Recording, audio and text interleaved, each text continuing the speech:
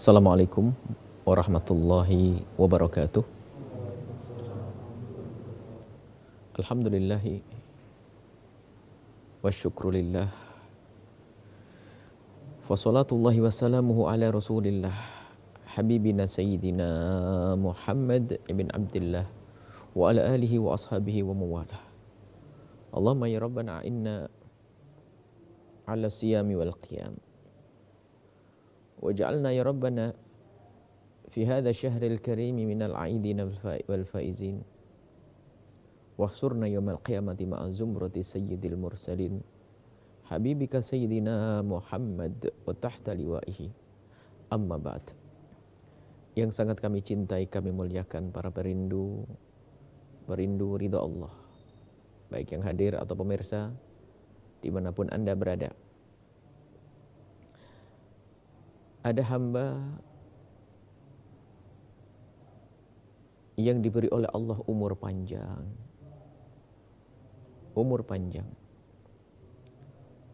maka bisa beribadah banyak, yaitu hamba-hamba Allah dari umat nabi-nabi terdahulu. Akan tapi umat Nabi Muhammad umurnya adalah antara 60-70, selebihnya adalah bonus. Apakah bisa sebanding kita, amalan kita dibanding dengan amalan umat terdahulu?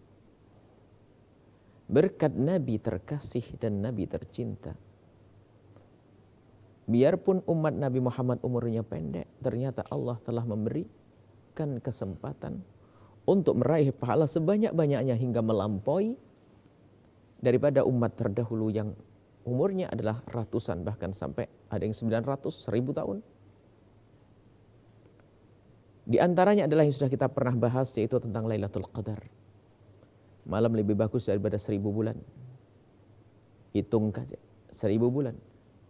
Kemudian ada lagi satu amalan ibadah yang kita itu ibadahnya dalam bilangan tertentu, akan tapi nilainya adalah seperti kita ibadah seumur hidup. Subhanallah. Sepanjang masa, setiap saat. Dan ini adalah satu puasa yang sangat dikukuhkan setelah Ramadan, yang disebut dengan puasa 6 hari setelah Ramadan. Ini termasuk karunia agung yang Allah berikan kepada umat Nabi Muhammad SAW dalam hadis yang diriwayatkan dari hadis yang diriwayatkan oleh Abi Ayyub Al-Ansari radhiyallahu ta'ala anhu. Beliau bercerita, anna Rasulullah, sesungguhnya Rasulullah sallallahu alaihi wasallam qala, bersabda, man shoma ramadhana, barang siapa berpuasa di bulan Ramadan, thumma atba'ahu sittan, kemudian dia menambah, mengikutkan kepada Ramadan tadi 6 min Syawal, dari bulan Syawal, 6 hari setelah bulan Syawal. Kana kasiyamid dahri, maka orang itu seperti puasa seumur hidup. Masya Allah.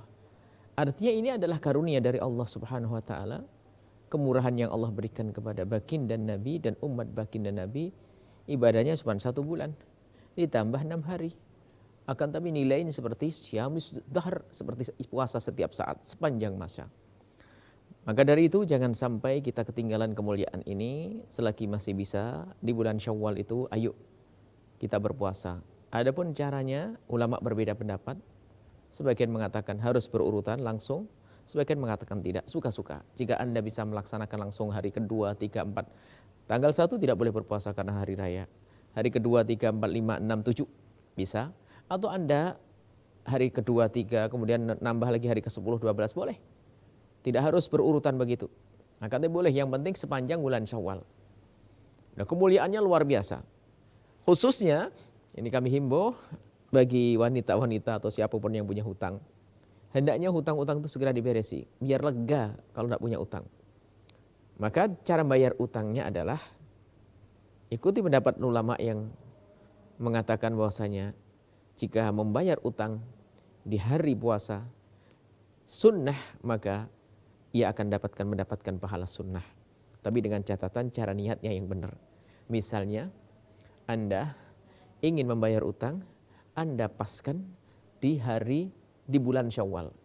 Sehingga seorang wanita ini punya utang 6 hari misalnya. Kebetulan utangnya 6 hari. maka dia membayar 6 hari itu tepat di bulan Syawal. Maka niatnya adalah puasa qadha Ramadan, akan tapi pahalanya pun mendapatkan pahala 6 Syawal. Begitu juga jika dia membayar utangnya di hari Kamis, maka dia mendapatkan pahala puasa hari Kamis. Di hari Senin mendapatkan pahala puasa di hari Senin.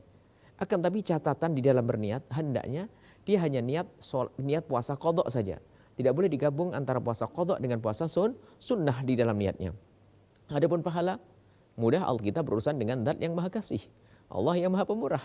Biarpun puasanya adalah puasa wajib, puasa qadha, karena di hari puasa sunnah, maka puasa qadha-nya terbayar, kemudian mendapatkan kesunahan kita di dalam kita berpuasa qadha di hari disunahkan untuk berpuasa sunnah.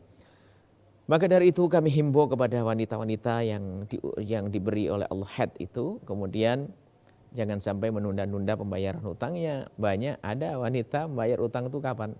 Kalau sudah mendekati bulan Sya'ban, atau bahkan di bulan Sya'ban, atau bahkan kalau sudah mendekati Ramadan, sehingga yang ada adalah buru-buru, sehingga merasa capek dalam beribadah. Maka dari itu sebaik-baik utang adalah segera dibayar, segera diselesaikan. Maka dengan demikian maka Anda akan terbebas. Setelah itu bisa mengerjakan ibadah-ibadah sunnah yang lainnya. Baik, inilah yang bisa kami hadirkan. Maka sebisa mungkin Anda yang sudah berpuasa di bulan Ramadan, jangan lupa untuk bisa melanjutkan dengan 6 hari di bulan Syawal. Akan tapi sebisa mungkin Anda tetap bisa menghargai saudara sanak kerabat di saat mereka mengadakan acara, misalnya acara syukuran bulan Syawal. Anda datang ke tempat beliau, Anda ikut makan dengan mereka. Puasanya ditunda esok hari. Apalagi Anda ingin silaturahmi kepada ibunda tercinta, tak taunya ibunda sudah masak-masak, Anda mempertahankan untuk puasa Syawal. Batalin dulu puasa Syawalnya, ganti nanti hari yang lain, karena silaturahmi juga penting. Kita juga perlu, ini dalam beribadah ini tidak boleh kita mengikuti hawa nafsu. Jadi mengikuti hawa nafsu ya seperti itu. Bayangkan jauh-jauh mau mudik, mau ketemu ibundanya. Ibundanya saking girangnya kalau anaknya datang dibuatkan masakan.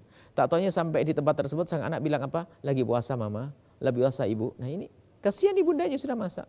Batalin di menyenangkan hati seorang ibunda tercinta. Baik, artinya apa? Jangan dengan hawa nafsu. Kalau ingin berpuasa adalah berpuasalah. Jika ternyata nanti ada keluarga, ada kerjaan, ada hajatan atau ada apa, misalnya ada sedekah makanan dan seterusnya, Anda bisa membatalkan puasanya untuk makan di sana, atau maksudnya Anda tidak usah berpuasa di hari itu. Kalau Anda sudah terlanjur berpuasa, niat berpuasa, selagi Anda yakin tidak akan menyakiti mereka, Anda lanjutkan. Bahkan mungkin Anda bisa menampakkan kalau Anda tidak berpuasa, biarpun Anda berpuasa. Misalnya ngantri makanan bersama mereka dan seterusnya, biarpun makanan setelah itu dibawa pulang, terserah. Yang penting jangan menyakiti hatinya orang yang beriman kepada Allah, karena kehormatan seorang mukmin adalah sangat besar.